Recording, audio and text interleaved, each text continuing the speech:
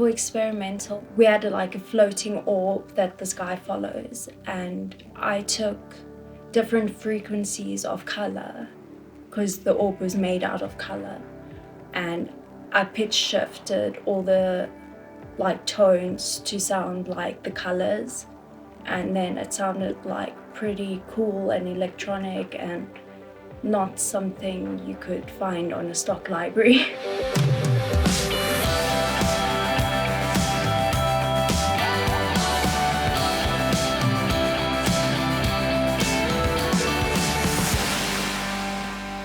Hi, Mark here. And I'm Jaco. And welcome back to Department Spotlight. It's the show where we talk to our friends and colleagues about their experiences in the South African film industry. Today, we will be talking about sound design.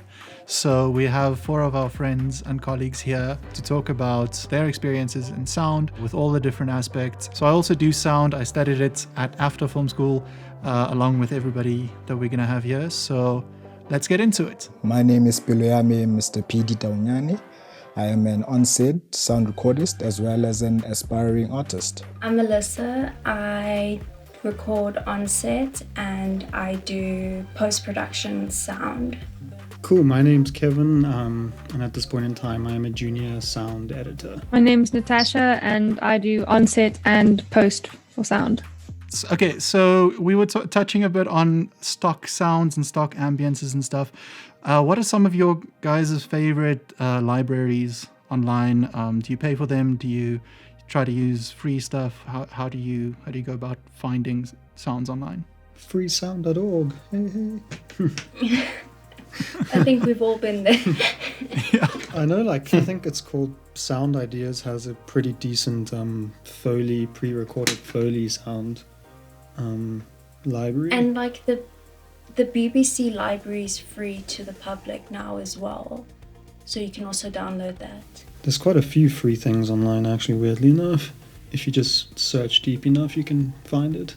Yeah, and there's a guy I follow on Instagram, and his job is to go record these libraries, and then at the end of his shoot, then he'll upload a link on his Instagram where you can go download his link, like of what he's recorded. Awesome. Yeah, I've been using we started using Artlist for music, for obviously all these YouTube videos and stuff. And they recently added a sound effects library to that for just a little bit extra. So I paid for that. It's still growing, so it's not as in depth as I would like. So that's what we've been doing. It sounds like the simplest thing, but whooshes always, that's more sound effect, but whooshes always sound terrible. I don't know if you guys have found this from the libraries. It's always like fiery whoosh or airy whoosh, and then there's a ghost sound, and it's like, I just want the whoosh. That's it. You know what I mean? You did it perfect now. Maybe we should record that. I should just do my own whooshes sound. Yes, It's just do me your own. Make your own library. Put that online. Going off from that, it's something we don't have in our questions here, but it sort of reminds me of what we're speaking about. Like whenever I think about sort of sound designers making crazy sounds, I think of like Ben Burtt and making his awesome Star Wars sound effects. So maybe my question is, what's like the raddest thing that you guys have created out of just a bunch of scraps? You know what I mean? Like, what have you sort of like, you think about like the way that a sound designer would be like, oh, that's actually the sound of an elephant that's been reversed and tossed this effect on. Like, what's the raddest thing that you guys have made? An animation where there was a gun that sucked out your soul and turned you into stone. And I was like, I don't know what this sounds like. I ended up using salt being poured onto sand and then onto a teacup and then reverse and pitch shift and all these things. And it ended up sounding really cool.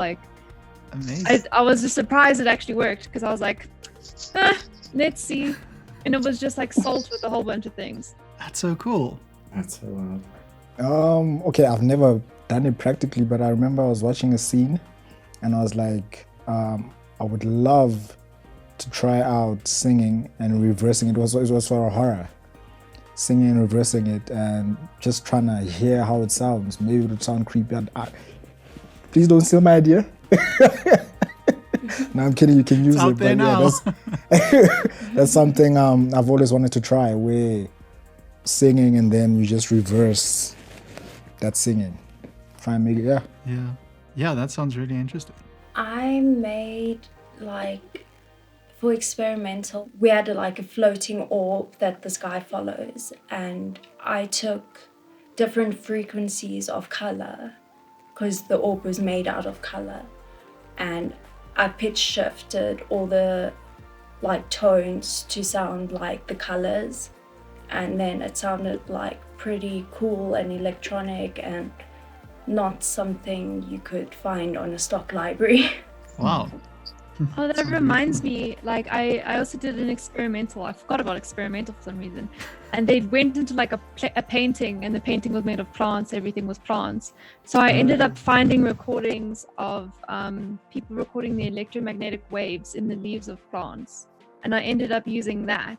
And it also was like quite electronic, but it was all plants. And it was just, it was very fun. Yeah. Awesome. I haven't really done any sort of like experimental stuff. I've mostly, I've had a lot of fun though. I did that thing where you buy a bunch of, carrots and lettuce and then you just like break them apart and pull them and slap them. And I did that whole thing. One of those studios at After got so dirty. It was actually kind of funny, but yeah, that's one of my favorite memories from After as well, just like tearing apart all these like fruits and vegetables and slapping it and lifting up and throwing it. And yeah, it's all these things that you wouldn't even know goes into the film, but you hear it and it makes a difference. Oh yeah, speaking of experimental, so my experimental film was based on time travel. And Kevin, funny enough, you were part of it, right? Or were you part Wasn't of the time travel on your graduation? The band was your Yeah, graduation, not experimental, sorry, but you were part of my your... experimental. Yeah, but for graduation, it was based on time travel. So, funny enough, the Whoosh where he goes back in time, I incorporated breaths. Like each time he goes back in time, it feels like he's taking his last breath. So that's something I played around with as well. Well, for graduation, for the animation I had to do, because it was based about cancer cells in the body, and Ivan gave me permission to record the inside of my mouth. So that was the most interesting thing I've ever got to do. Sorry to have has to use that mic ever again, but anyway. Relationships with other departments. Like, I know one of my favorite collaborations, third year editing, was with Kevin, because we'd just hang out and he'd come sit in while I was editing, and then I'd go send the edit up to him, and then we'd just sit together, and we really had this cool back and forth. And we started sort of developing this shorthand about certain things. And I just wanted to ask, what's a good relationship you've had with another department, or perhaps what's a relationship you wish was stronger in terms of maybe post or production, to make sound that's sort of not easier but sort of more smooth? Well, for me, especially when going back to After, in my third year, my relationship with my director was very strong. It was quite strong. So that bond actually helped me understand a lot of things, especially about what his perspective of the film is or was. And that actually helped me a lot. Now, when it comes to a relationship that I would have wanted to be a bit stronger was, as you said, one with the editor as well. But my problem is my editor would always come up to my session and try and tell me how to do things, which was, it did not sit well with me at the time. I can accept creative criticism where you're trying to better me, but not in a sense trying to belittle me or make me feel like I don't know my job. So in that sense, I would have liked to have tweaked that. And if that bond was stronger, I feel like the film would have been stronger as well. I think there was this movie, and it has not been released yet. There was the main actress, she's suffering a sexual assault thing. And now I have a lav mic on her, and I tell her I can just take it off if you want. I'd known her quite a while before that, and spoke to her a lot on set. And And I think it really helped her to know it was me who was listening to her, because she said, no, it's fine, because you need to like obviously make sure it's okay. But I think the fact that she was like really comfortable with me also helped her just perform, because I think some actors don't remember that they're mic'd. Some actors will just kind of say whatever, whenever, and you'll listen and you'll be like, oh, that's okay. But she was one of those actors who was always kind of like, I'm constantly being watched and listened. And I felt like that was very hard for her. And I don't think a lot of the time people like consider the relationship between the sound person and the actor. But it's something to think about, because I mean, you can hear them. Like you're not supposed to be listening between takes, but a lot of the time you do overhear a lot of the stuff that they say. So I think that was something like an interesting experience, and I think that relationship was important. And just to add on to that, one thing that I've come to realize is actually was this, when you spoke about the comfortability of the actor as well, because I'm a male and I've bumped into a lot of female actresses where I always ask for permission before I mic them up. And a lot of the time I get a reaction where, wait, that's the first time any sound person has ever asked permission to touch me or mic me up. So comfortability is a very important thing. Definitely.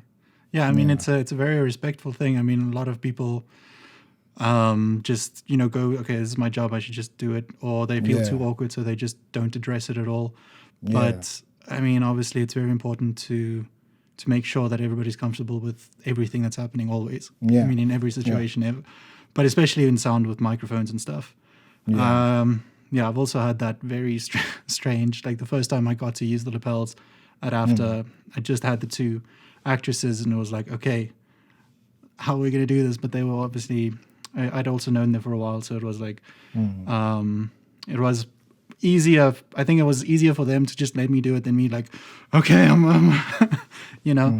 But yeah, definitely being respectful and asking and getting consent.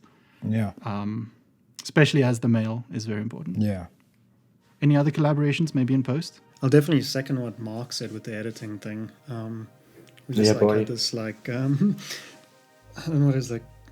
We had like telepathy with one another where we just like knew what, like, even on set together we knew like Mark would like look at me if something was like off with an act or something. He'd look at me with dialogue, or if he was like, is like the footsteps too loud, or like he would always like on set it was perfect, and in post he was always in studio with me, like even helped me do the Foleys, and it's always like nice to have this idea when you go down into edit and then the editor asks you, is this okay if I do this? Because I know on set like what you recorded on set might not like sync up, or something might go out of sync, or a cut might be too weird for dialogue to happen. Can you fix it? So like it's getting that like pre-approval where you're like, okay, no, cool, I see what you want to do, that's perfect, you can do it, and then we'll like figure it out together in sound. So that's like a great collaboration to have with your editor, is understanding the cuts and the tempo and the rhythm of your form, and you can relay that to your own sound post. I would say on set to have a good relationship with everyone in the technical department. Just like knowing the camera movement, and like if you have a good relationship with them and you're like, look, your footsteps were loud when you did that track or something, they'll be fine with redoing the take. If you don't have a good relationship, they might just ignore you. Even though they know sound is needed, they won't necessarily think it's important, but because you don't have that relationship, they won't go the extra way for you. Yeah, but I feel like for on set as well, your relationship with your AD is crucial. Your AD is actually the one who actually fights for you on set. So the bond between AD and sound is a crucial one on set. Agreed. He's going to be the one who's like, quiet! Yeah. We're doing room tone. Yeah. And then everybody has to listen. So thank you so much, Natasha, Peloyame, Alyssa, and Kevin. This was such a great conversation. I'm so happy we had it. Thank you guys so much. So insightful. So thank you so much, guys. Thanks, guys. See you later. Thank you. Don't forget to subscribe. So thanks to Peloyame, Natasha, Kevin, and Alyssa for their awesome insights into sound. If you'd like to listen to the full version of this podcast, there's a link down below. You can listen to it on Spotify, Apple Music, anywhere that you listen to your podcasts. Also, if you're not subscribed yet, it's free. So just click that little red button. It's like right down there. It's like right there. While you're down there, just maybe press the little bell button. You'll get notified every time we make a new video, which is every Friday and every Tuesday, with a new short film on the first Friday of every month. So let us know in the comments what you got from that conversation, or if you want to go into sound as your profession. We'll try our best to answer any questions that you might have. So yeah, leave us a like, and until next time, stay inside and make your movie.